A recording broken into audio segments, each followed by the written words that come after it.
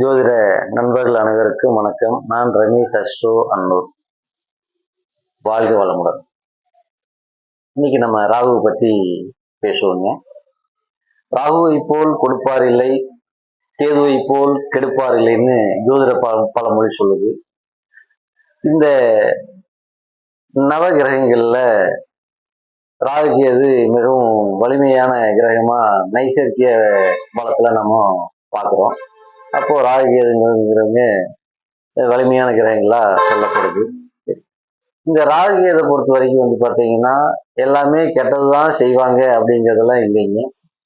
நிஜத்தில் அவங்க நல்லதும் செய்யக்கூடிய அமைப்பை சில பேர் கொடுக்குறாங்க. அப்போ தந்தைங்கிறவர் கண்டிப்போட தான் இருப்பாருன்னு நம்ம சொல்றோம். ஆனால் தந்தையானவர் கண்டிப்போட கூடிய நல்ல விஷயங்களை செய்கிற விஷயத்தை தான் நம்ம அனுபவத்தில் நிறைய பார்க்குறோம் இல்லைங்களா? அது மாதிரி ராகு பகவான் நின்ற வீட்டுக்கு அதிபதி யாரோ அவருடைய காரகத்துவ பலனை ராகு கொடுப்பாரு. ராகு நின்ற ஸ்தானாதிபதி எங்கு இருக்கிறாரோ, லக்னத்துக்கு எங்க இருக்கிறாரோ அதுக்குண்டான பலனையும் கொடுப்பாரு. ராகு என்ன சாரத்தில் இருக்கிறாங்களோ அந்த சாராதிபதி எங்கு இருக்கிறாரோ அதற்கான பலனையும் கொடுப்பாரு. இப்படிதான் ராகு திசை புத்தி காலங்கள்ல பலனை வந்து கொடுப்பாங்க.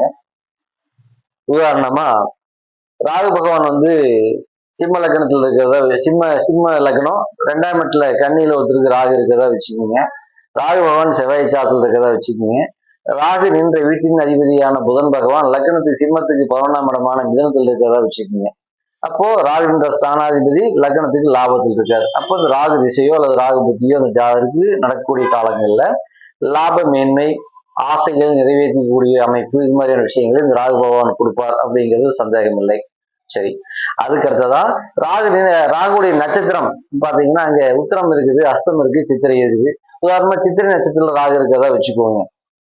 சித்திரை நட்சத்திரத்துல இருக்கிறதா வச்சுட்டோம்னா செவ்வாய் இவருடைய சிம்ம லக்னத்துக்கு 4ஆம் இடத்துல செவ்வாய் ஆட்சியா இருக்கிறாருன்னா அப்ப இந்த செவ்வாய் புத்தி காலங்கள்ல ஜாதகர் படிக்கூடிய நபரா இருந்தாருன்னா கல்வி மேன்மையை கொடுப்பாங்க. கிளாஸ்ல ஃபர்ஸ்டா வந்தாங்க, ஸ்டேட்ல ஃபர்ஸ்டா வந்தாங்க, இப்படிங்கிற மாதிரி நல்ல விஷயங்களே இந்த ராகு பகவான் அள்ளி கொடுப்பாரு. ஏன்னா புதன் வீடு கல்விக்கு உண்டான வீடு இல்லைங்களா, அதனால அப்படி கொடுப்பாங்க. இது வீடு காலி இடங்கள் அமையக்கூடிய வாய்ப்புகள் நிறைய கொடுப்பாங்க. தோட்டத்துறவுகள்லாம் வாங்கக்கூடிய அமைப்பு கொடுப்பாங்க.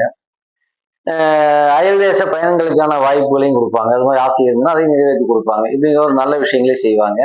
ராகு பகவானை பொறுத்த வரைக்கும் எல்லாருமே எந்த விசேஷம் நம்ம செய்யறதா இருந்தாலும் கையில காசு பணம் வச்சுட்டு தான் செய்வோம்னு சொல்லுவோம். ஆனா அந்த ராகு பொறுத்த வரைக்கும் கையில காசு பணம் இல்லாம எதை வேணாலும் பண்ணலாம். நீங்க ராகு திசை ராகு புத்தி காலங்கள் இது மாதிரி யோகத்தில் இருக்கக்கூடிய நபர்ல கேட்டீங்கன்னா அவங்க சொல்லுவாங்க, கையில காசே இல்லாம வீட்டை கட்டிட்டேங்க, காசே இல்லாம இடத்த வாங்கிட்டேங்க, இதெல்லாம் எப்படி நடந்ததுன்னே தெரியலன்னு சொல்லுவாங்க. இதெல்லாம் ராகு பகவான் கொடுக்கறதா உங்களுக்கு. அப்போ ராகு அள்ளி கொடுப்பாரு, எப்பவுமே கிள்ளி கொடுக்க மாட்டாரு, அள்ளி கொடுப்பாரு. சரி, இப்ப எல்லாத்துக்கும் இதே மாதிரி வகையில் அள்ளி கொடுப்பாரா அப்படின்னு நம்ம பார்த்தோம்னா இல்லை. இதே சிம்ம லக்னம் வச்சுக்கோங்க, 2ஆம் இடத்துல ராகு இருக்காரு. ராகு நின்ற ஸ்தானாதிபதியான புதன் 6ல் உட்கார்ந்துருக்காருன்னா இந்த திசை புத்தி காலங்களில் ஜாதகருக்கு கடனை கொடுக்கலாம், பகையை கொடுக்கலாம், நோயை கொடுக்கலாம். அதுக்கடுத்து சொந்த பந்தங்களுடைய பிரிவு கொடுக்கலாம். ராகுவே செவ்வாய் சாத்துல இருக்கிறதா வச்சுக்கோங்க. செவ்வாய் பார்த்தீங்கன்னா இவருடைய ஜாதகத்துல நீசமா இருக்கா வச்சுக்கோங்க, அதாவது 12ல நீசமா இருக்காரு அப்படின்னு வச்சுக்கோங்க. இதுல 8ஆம் இடத்துல இதுல மீனத்துல இருக்காது வச்சுட்டீங்கன்னா இந்த ராகு திசை புத்தி காலங்கள்ல பார்த்தீங்கன்னா பல்வேறு வகையில அவமானங்களும் வேதனைகளும் கண்டங்களும் பிரச்சனைகளும் துன்பங்களும் துயரங்களையும் அடைவாங்க. அப்படியும் இந்த ராகு பகவான் செய்யக்கூடிய வாய்ப்பை கொடுப்பாங்க.